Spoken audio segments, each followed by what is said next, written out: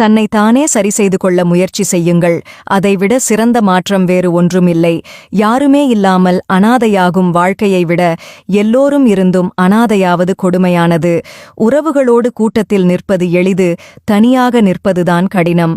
காலம் கடந்த பின்தான் தெரியும் நேரத்தின் அருமையும் நேசித்தவர்களின் அன்பும்.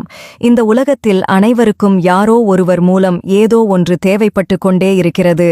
அதுவரை அவர்கள் அவர்களை சார்ந்து வாழ்கிறார்கள்.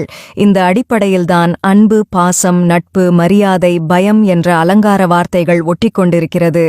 அன்புக்கு விலை என்றைக்குமே அன்பாகத்தான் இருக்க முடியும். அதனால்தான் அதை எளிதாக வாங்கவும் விற்கவும் முடிவதில்லை.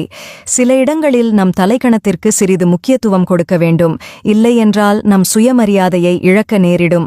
அடுத்தவர்களிடம் குறைகளை தேடுவதை விட நிறைகளை தேடுங்கள். உங்கள் மனம் பக்குவமடையும். கடல் பெரியதுதான், ஆனால் சந்தோஷங்களை தருவது என்னவோ சிறு சிறு அலைகள்தான். ஆகையால் காண்பதை காட்டிலும் கிடைப்பதை கொண்டு மகிழ்ச்சியாய் வாழுங்கள். ஒருவர் மீது வைக்கப்பட்ட நம்பிக்கை உடையும் போது தான் இனி யாருமே தேவையில்லை என்ற நிலைக்கு வந்து விடுகிறது மனது. தெரிந்தே தவறு செய்பவர்களிடம் நியாயம் கேட்டு போராடாதே. அவர்கள் செய்த தவறுகளை நியாயப்படுத்த பல பதில்களை வைத்திருப்பார்கள். சிரித்து பாருங்கள், உங்கள் முகம் உங்களுக்கே பிடிக்கும். சிரிக்க வைத்து பாருங்கள், உங்கள் முகம் எல்லோருக்கும் பிடிக்கும்.